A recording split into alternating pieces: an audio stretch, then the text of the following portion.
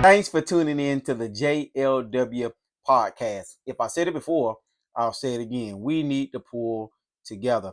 Our first topic and only topic today is let's get into education, educators, and kids. We're jumping into the school system. There's a lot to cover in a short time period, but we're going to try to hit everything in a timely fashion. What is the main goal in the classroom? What is the main goal in the classroom? What is it? Is it to learn? Is it to eat snack? Get ready for PE? Get ready for lunch? Talk to the teacher? Teacher talk to your parents? Teachers texting? Kids making noise when they're supposed to be quiet? Kids using the bathroom 30 times a day? Like, I'm just saying, in a timely manner, what is the main goal in the classroom? Please like, comment, and subscribe to the channel. And please, in tune with this subject. What is the main goal in the classroom? People got it all messed up. Teachers got it messed up, the educators, the kids, parents, the board, principals, they all got it messed up. And somebody got it just right. I'm not talking about everybody. I'm talking about most educators, most board members, most teachers, anybody that has something to do with a child learning. And I'll be honest with you, jump off the educators and jump on the kids. They got it all messed up. It's not a time to come and have fun all the time, because the Bible speaks there's a time and place for all things. Lunch, snack, PE, break time. School is not just for that. It's all the above. But what is the main goal in the classroom? Let's look at what it takes to be a teacher first. A teacher's first. Teacher. A teacher first. What it takes to be a teacher. Let's watch this video. Take a look. Kelly Fonner. I do training and consulting in educational and assistive technologies, and that includes augmentative and alternative communication. When you're looking at setting goals for kids with complex communication needs, don't forget about setting goals that are about them interacting in the classroom. It's not just about punching buttons. It's not just about saying vocabulary words. It's about talking with people and showing who you are. Some specific goals that you can look at are in 4 areas: educational goals, social goals, inclusion goals, and goals in independence. In an educational goal, it isn't just about do they know the answer to a question. You need to make sure that there are plans for someone to support a student while they're learning for these things to be done. Can they participate in a discussion? Do they know how to ask a question? It might be that they need a buddy approach, having a good partner beside them. It may be that there's an adult that's doing some partner-assisted scanning with their system. In social areas, what are the kinds of messages that help you influence those groups? When you're in a large group, when you're in a small group, when you're in a paired group, and when you're in one-on-one. Those are the kinds of communication situations that we're looking at in social situations. When you look at your goals for inclusion, it's about where you are and who you're talking to. You can't just keep talking to the same familiar partners all the time. Whether you're using your natural voice, your electronic voice, your voice that's on your communication board, you need to be talking to unfamiliar partners. So get out within your school community. Get out within the neighborhood. Get to talking to people that aren't familiar with your style of communication. The 4th area is about independence. We look at not just how quickly or how fast a message is said, but how effective was it? Did the listener get the intent of what it was that somebody had to say? Kelly Fonner. I do training and consulting in educational and assistive technologies, and that includes augmentative and alternative communication. When you're looking at setting goals for kids with complex, as we just saw, this not gonna say young, but middle-aged lady that went to school, did a little research on her, and she went to school for education, how to teach teachers how to educate their students. And the first goal in a classroom is educational goals. The second thing is she talked about social goals. The third thing she talked about was inclusion goals. And the fourth thing she talked about was independent goals. She explained all of them in a timely manner, in decent and in order. What do you think about the video? Are you doing what it takes to teach the kids, to keep the kids occupied and focus on what you're trying to explain to them? Because we don't have all good kids. Some kids are just bad. And it's not just because they're kids, it's because, they feel like they can do whatever they want to do because they does it at home. But school is not for the kids to run wild, run crazy. They're there to learn. ABCs, 1, 2, 3s, multiplication, division, all of these history, social studies, science, all of these different fundamentals supposed to be taught in the classroom. As you get to the high school, well, middle school, you start to go from class to class. So you have a math class, science class, social study class, PE, lunch, break time. You have different places you have to go in a timely manner. And then when you get to the high school, it's the same way. You got 7 classes to go to. That's where it was in my time. But lower grades, like first, second, third, fourth, they normally stay in the same classroom all day. So the teacher has to know math, science, social study, history, and all of the above. Again, them are the 5 goals that is supposed to be taught in the classroom. And there are more. It's not just stuck there. There are more to teach in the classroom. I'm not a teacher. I don't have no college degree and all the above. But guess what? I have common sense to know, if this is what's on the agenda, if that's what's on the agenda, 9 times out of 10, you're supposed to be teaching it. And to be honest, I have a lot of people say that my baby don't know how to read and he's in the 3rd grade, or he don't know how to read, he's in the 4th grade, he don't know how to write his name, he's in the 5th grade. That's not basically on the teachers. That's on the parents as well, because the Bible tells us charity starts at home. And that means you supposed to help your child when you're at home.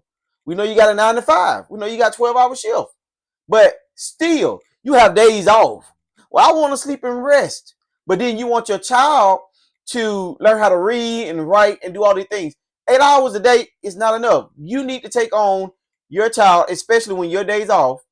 Get up, clean your house, do whatever you want to do, wash your car, take your dog out for a walk, but make sure you get back in there to go over your child homework. Ask the teacher to send home something so you can go over it with your child, or help them learn how to write. And then cursive. They done took out cursive writing in most schools. We need to bring it back, because I don't know how to write in cursive as well, but I'm trying. But this new generation should already know how to sign their names in cursive, especially when they leave from, I'll say, 6th grade. And I learned that cursive start back when I was going to school, maybe 4th or 5th. So again, educational goals, social goals, inclusion goals, and independent goals are some of the factors that should be used in the classroom. We just learned about the 4 areas in the classroom settings. Are there more goals? Again, I just said, yeah, they are. You can probably keep naming them to 100. We can talk about that's in the classroom. Yes, indeed. So make your goals. Make your goals. Teachers, make your goals. How you want things to be set up in your classroom. Because you're the teacher and it's your classroom. You make the rules. Even though you got to follow state rules, you make the rules in your classroom. So while you're there, 8 hours, or even 9, sometimes after school, make your rules. Set them, make them plain, make sure the kids are following them. That's why they got principals and assistants. And some got 2 assistants and 1 principal, and some just got 1 and on 1. But it's still, they don't want to follow the rules, send them home with their parents. Because at the end of the day, you have to teach multiple kids. You don't have time to stick with one child every day. Teachers with degrees, bachelor's / master's, and it says these degrees is the minimum educational requirement for most public schools and private schools, K through 12. Teachers' positions and prepares you for the next step, such as completing a teacher preparation program and getting a state teaching license. We're just talking about how to become a teacher. It's not just wake up one morning and say, boom, I want to become a teacher. I'm going to sign up and they're going to give me a classroom to go in and teach the kids. It's not that simple. Promise you it's not that simple. There are degrees that you have to go get in order to even think about having a classroom of your own. And it's not 6 months or 4 months. You got to go through this thing years, but we're going to get there. What is a bachelor's degree? That's the first step.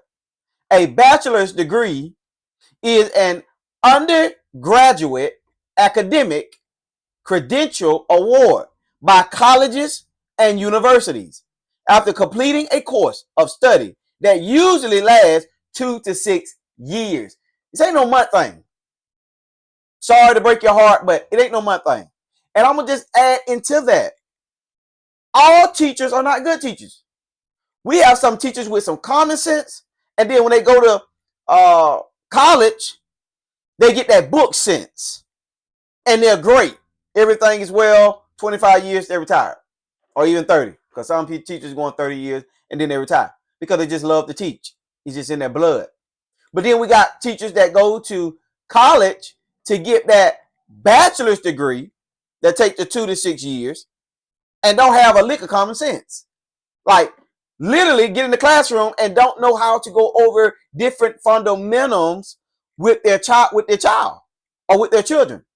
And what I'm saying is they get in there and they don't know how to quiet down a child. See, certain things are not learned in college. I looked it up. I asked different teachers and everybody have a different output. But most teachers that I talk to say they don't set you up with a 3 or 4 kids and say, hey, let's get them quiet. That's not the norm. You wait until you get to your school of your choice, and then you get 17 to 20 kids in a classroom that's all noisy, and then you got to break rules and break bread with them. We have some with common sense. That's it. And some with just book sense. That's it. When you catch the ones that has both, you got a solid foundation. Because if you just got educational goals and an educational sense, and you have no common sense, you're not going to know how to get along with your kid because every kid have a different personality. I experienced it hands-on. But if you have both educational and common sense to come out of that education and get that one-on-one with that child to see what's going on with that child, then guess what? You'll make a great teacher. But if you only got what? Book sense and no common, 9 times out of 10 you're not going to make it.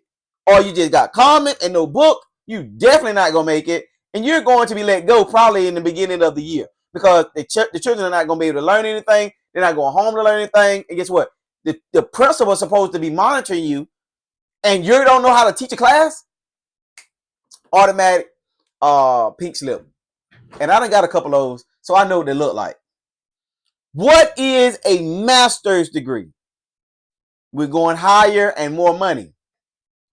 A master's degree is a postgraduate academic credential earned after a bachelor's degree that signifies advancement, expertise in a specific field.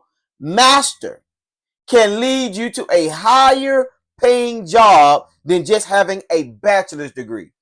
The first thing first is, do you really want to be a teacher? Is that really what you want to do? Do you really want to sit in the classroom and teach a bunch of kids how to write, how to read, how to do math, how to learn about social studies and science? Do you really want to take your time and waste it in the classroom? And why I say waste it, because if you're not there for the important reasons, you're wasting your time and the kids' time. And you're wasting the board time because they got to vote you in.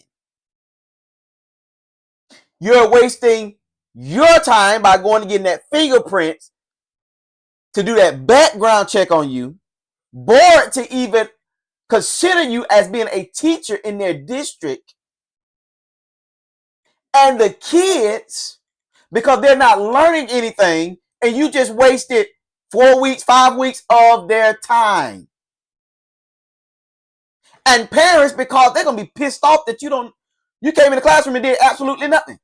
And the kids don't know how to do anything in that timely manner when they should know how to do something in 4 to 3 weeks. I'm just saying. After they leave first to go to second, you ain't stayed there for 4 weeks.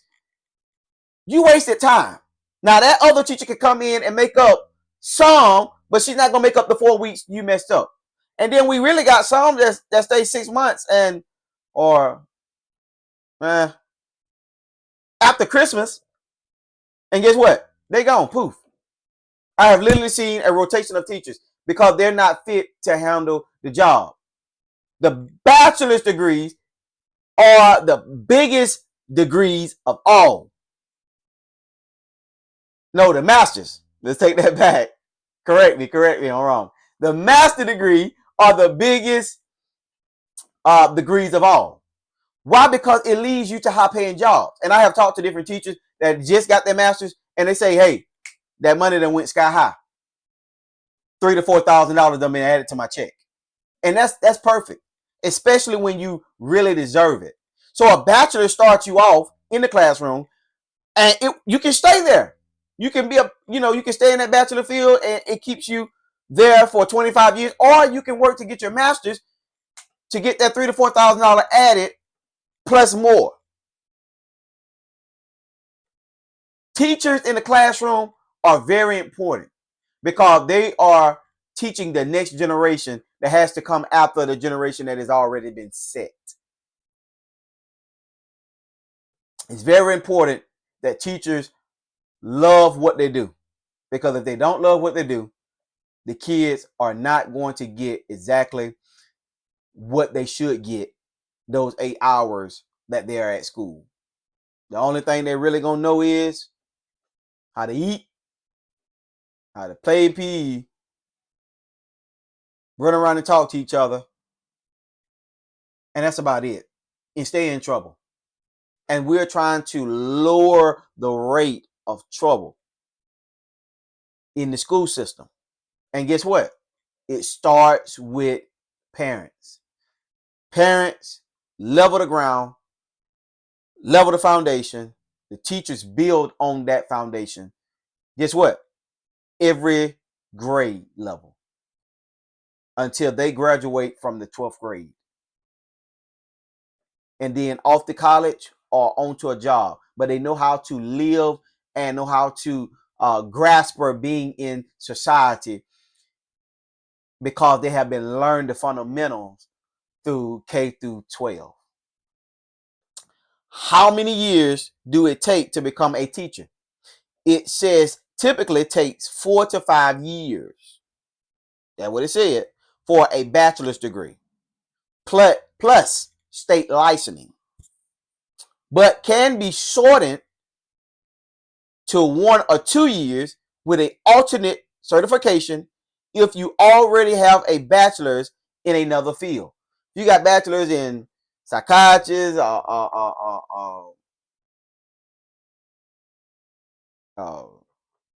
degrees. I can't even think of other degrees right now at the top of my head. But if you got a bachelor's in something else, guess what? You probably get hired on the spot, because we are in a lack of teachers, not just in Atmore, not just in Mobile, not just in the state of Alabama, but in different states all around the country. There are a lack of teachers because of the lack of money. Teachers don't get paid enough. I'll say it again. Teachers don't get paid enough. They don't get paid enough to do the job they're doing, to go through the stress they're going through. But they love what they do. They love what they do. We got some just there for that chink chain, and then we got some there for the kids and their educational. Now, I guess, be honest with you, some of the teachers that taught me are still teaching. I love to see it. It excites me because they still have it in them to reach one, teach one. And that's what we need. We need those dominant teachers to, you know, stay in the classroom as long as they can, no matter where they go, to reach one, teach one, to grasp one, let them know that, hey, you can do more than what you're doing, and you can be whatever you want to be, and you're going to make it, but you got to put 1 foot forward. And guess what? When you put 1 foot forward, I'm going to put 1 foot forward, and we're going to do this thing together. That's a teacher. That's a great teacher. And all through my years, I don't think I ever had a bad teacher. All my teachers taught me the right thing to do, the right way to say things, the grammar wise and all. I sometimes mess up and talk a little slang and how people say the Negro language, but that's just me. That's just how I roll and how I rock. I can be very professional when it comes down to being very professional. But in certain manners, I kind of like let things slip. But again, teachers in the classroom, you got to start with a what? A bachelor's. Bachelor's first. Then we move up to a master's. And they said if you already got a bachelor's in something else, in another field, technology or whatever, guess what? We can use that in the classroom. That can help you. And guess what? Going through those trainings that you go through can approve some of the stuff that you don't know, so that you will know and grasp it before school starts. Now let's talk about what the main goal in the classroom after completing your bachelor's degree. The main goal in the classroom for teachers in the classroom is to smoothen students' learning and help each student reach their full potential by fostering a positive and supportive environment. That's what it says. In the classroom, teachers, you're supposed to smoothing down everything you teach so that they can understand and grasp on whatever you're teaching. Because guess what? They're new learners. And it ain't like they already know this. It ain't like they came a genius of knowing what 1 + 1 and 2 + 2 and all these different things. You're supposed to smoothing the level ground to show them, look, I'm being very supportive in what you're doing because you're trying. For the ones that don't try, I feel for you. You know, you need to do better in every aspect of learning. But guess what? To the kids that are trying, and even the ones that don't try, we still should be supportive. We should back them up. We should give them high fives. We should tell them they can. We should stay on them as much as we can, because guess what? That just might be the next president, especially that one that don't want to try. That just might be the next governor. That just might be the next mayor. He just might be the next city council. He just might be the next police officer or the sheriff or a state trooper.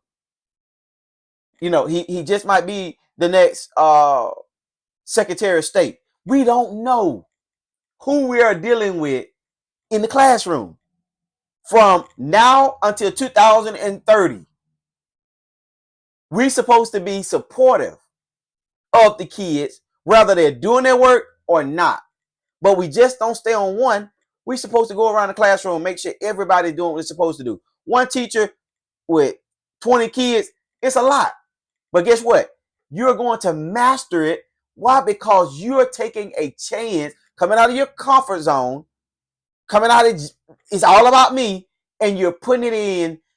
It's about making the next generation wealthier, smarter, and better than the last generation. Teachers should teach a blend of core subjects, knowledge, necessarily life skills, and positive position qualities for fostering well-rounded, engaged, and resilient students. Like every aspects of life, you're supposed to teach them how to get a job, what it takes to get fired off a job, what it takes to stay on the job 25 years, even though you ain't been teaching with 5. You're supposed to know these things. Why? Because you're now trying to keep your job. So you got to do what it takes to keep your job. And if you're not doing what it takes to keep your job, you're not going to be able to tell that child what it takes to master their craft and whatever they want to do when they graduate from the 12th grade. But these are the qualities. Please like, comment, and subscribe, and tell me how you feel thus far. Because we're just going over the qualities. We're going over what it takes to be a teacher. We're going over what it takes to educate a student and every aspect of the classroom. Because guess what? Just being there ain't enough. Just teaching them math ain't enough. We got to teach them the rules of life just as well as ABCs and 1, 2, 3s. Why? Because it's more, and I just said it's more to life than just ABCs and 1, 2, 3. Yes, you got to learn them to even work or go anywhere or count your money and whatnot. But common sense. Like a lot of teachers, they don't got it. They don't got common sense, and they're sad.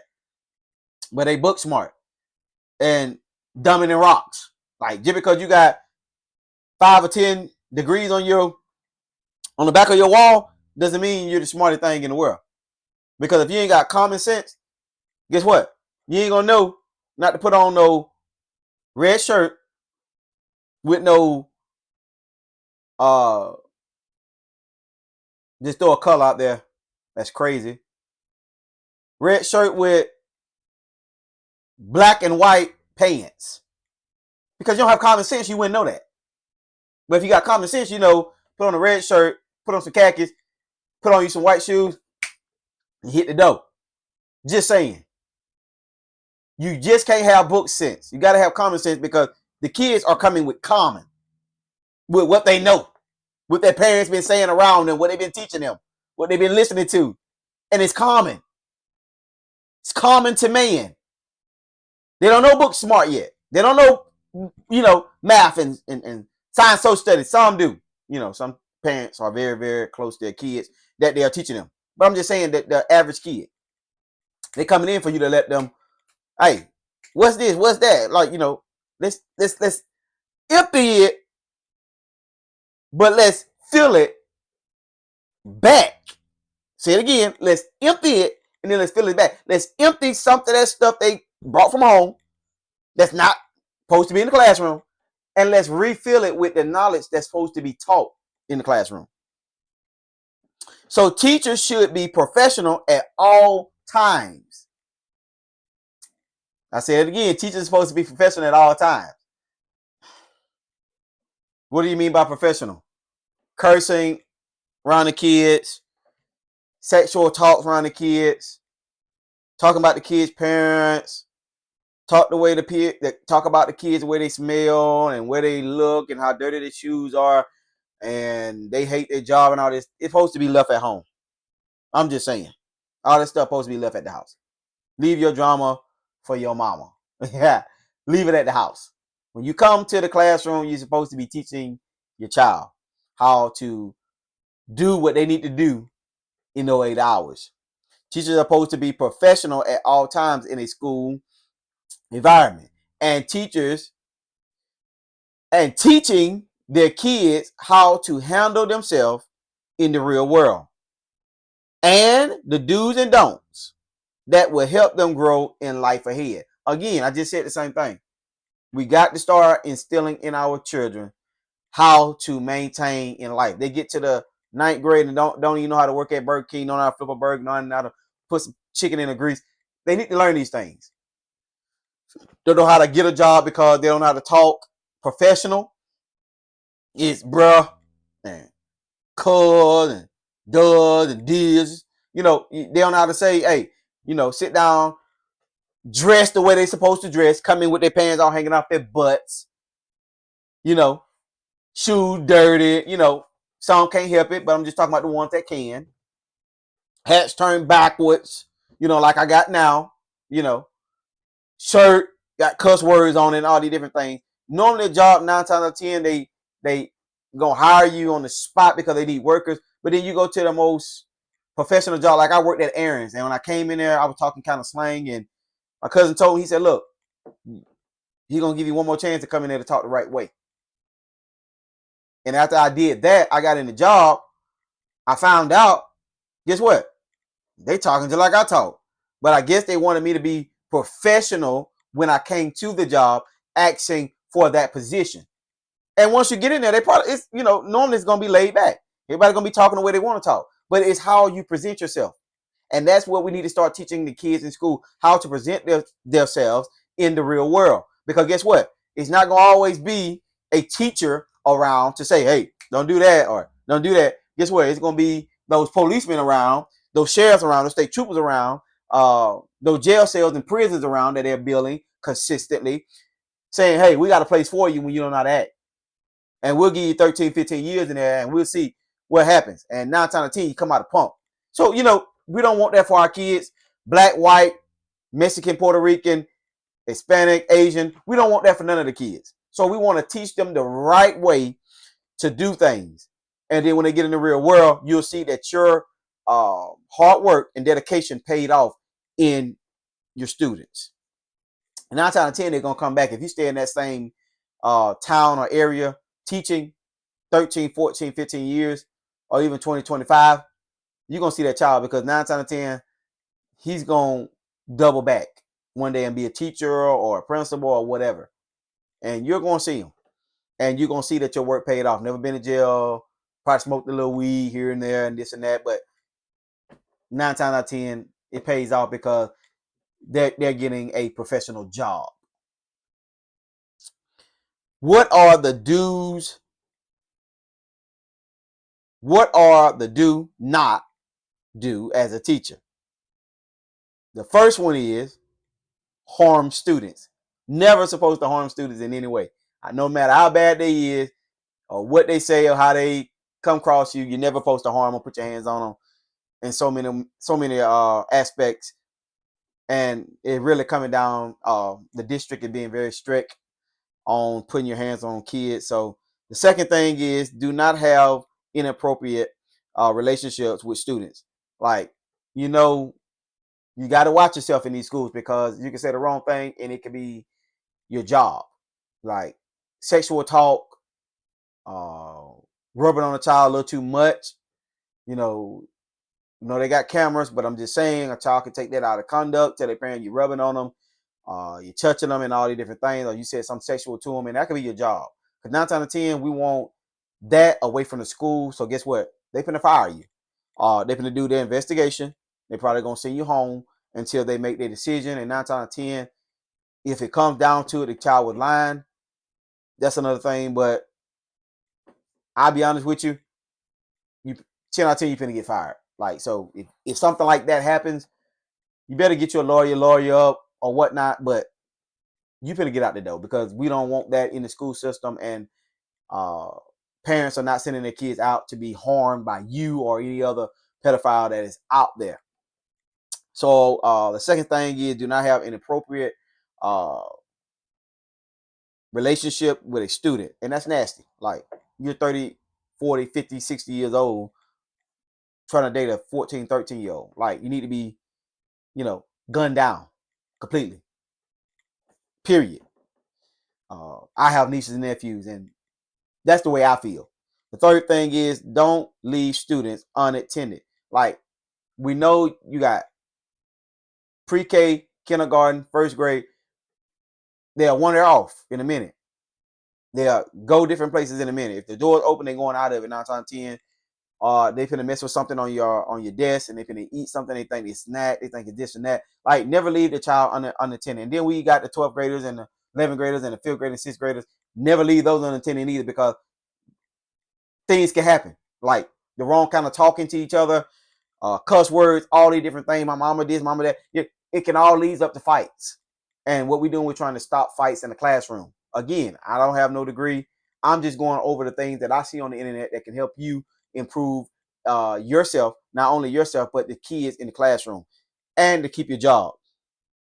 And the fourth thing, don't promise to keep secrets. Whatever a child is telling you that might come down to their life or their parents' life or your life or even the school life, guess what? You need to go tell somebody. You need to go tell the assistant or the superintendent, or you need to go tell some of the board members, somebody that can help you or help them in their time of need. Never keep secrets. I'll be honest with you.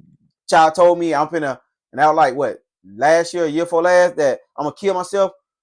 And one of the teachers said, she said that all the time. Well, no, I'm just telling you. But she said she's going to kill herself, even though she was laughing. We don't take those things for granted, because it could happen. She could be laughing now and laid over slump later. So we never know what a child mindset is, how their environment at home is. Are they getting the right food? Do they care about that they live or die? They watching all these different social medias, TikTok, Facebook, Instagram, YouTube. And I'll be honest with you, even cartoon and got sexual and inappropriate to watch as kids. And then you need to monitor your kids' phones and all these different things. So it's a lot going on in this world 2026. So we need to be honest. We never need to leave a child unattended, because we never know what's going on, and then we never keep secrets. Then, as teachers, don't never go into a classroom unprepared. Never go into a classroom unprepared. Never. You always supposed to have your agendas ready. And this, I'm just learning this because I'm around teachers all the time. Like, you're supposed to have everything in decent in order when you go in the classroom. Or you stay that afternoon, or you take your printer and your computer home, and make sure you got a copy machine, and you start getting your work done for the next day. And if it's Friday, guess what? Take it all home.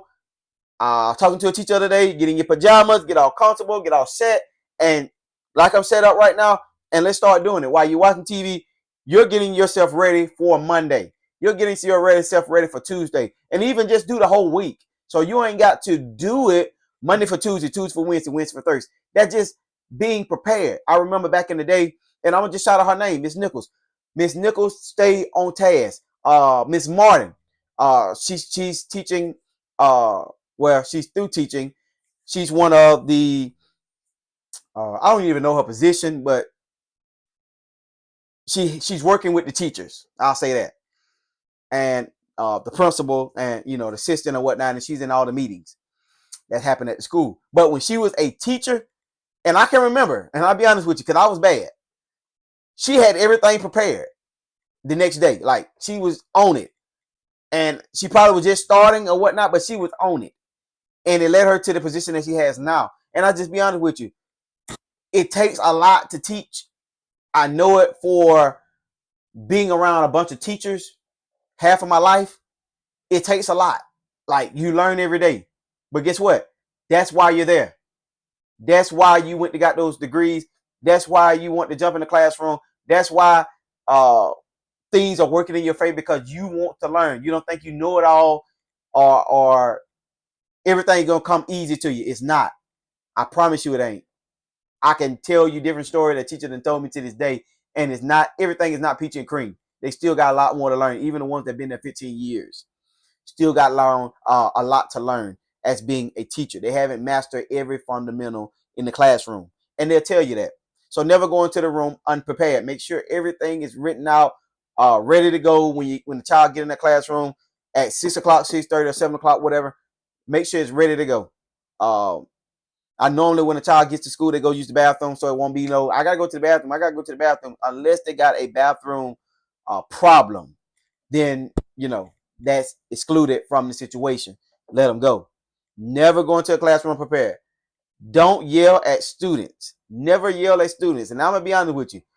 Sometimes you got to yell. Like, sometimes you got to give it to them when they act out. Mama say, wherever you act up, I'm going to beat you at. You act up in the store, I'm going to beat you at the store. You act up at church, I'm going to beat you at church. You act up at the doctor's office, I'm going to beat you at the doctor's office. Sometimes it takes that. Sit down. Be quiet. Don't do that. Don't say that. Write it. Do your work. Stop getting out of your seat. Sometimes it takes that. My cousin works at the prison, says the inmates, they don't know how to grasp the, man, go on your cell. Man, do this. Man, do that. Man, hurry up. They don't understand those language. It's, you better do this, blank, blank, blank. Or you better shut up, blank, blank, blank. Or you better get in the blank, blank. Or you done messed up my blank, blank count and all. It takes that. Teachers never cuss at your students. I'm talking about my cousin at the prison. He got to use profanity. That's the only thing they know. Because they're hardcore, they're gangs, and they're Crips and Bloods and all these different others. But I'm talking about in the classroom. Yelling at a student is not necessary, but sometimes you got to go, sometimes just talking to them one-on-one, saying, baby, you can't do this and do that, don't work. Write them up, they send them back. Same problem over again.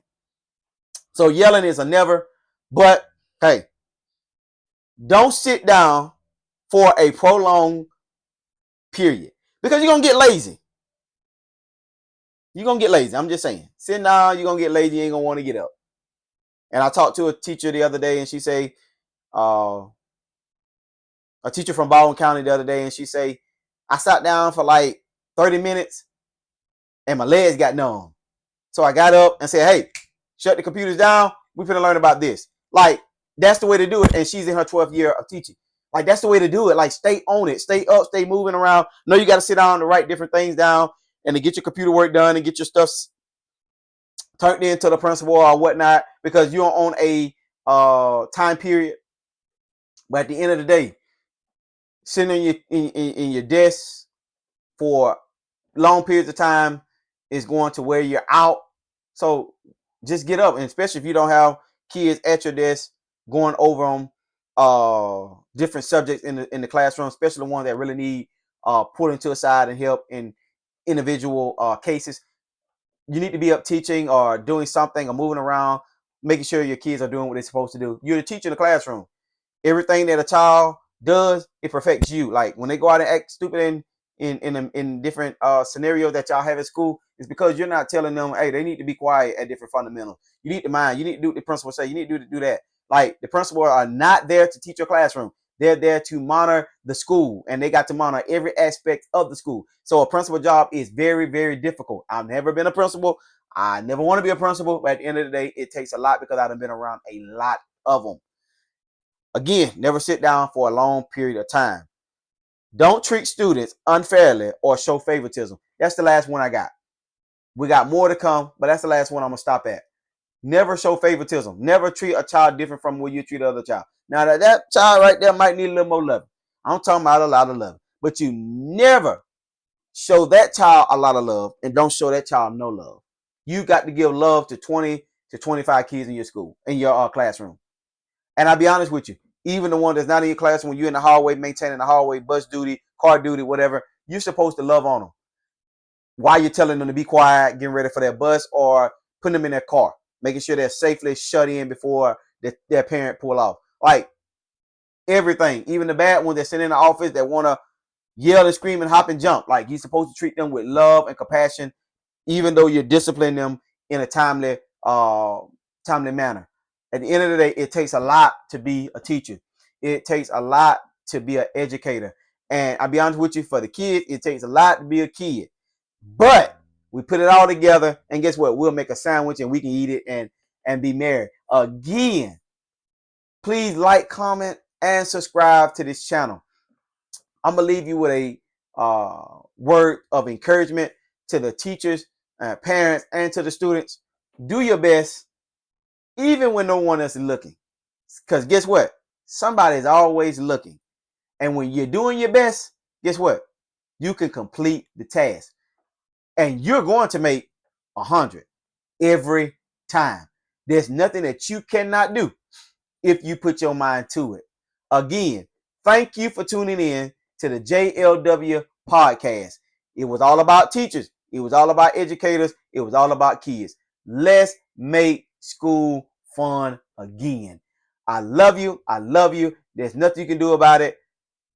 Happy Saturday night. May God bless you and keep you. Is my prayers. Deuces.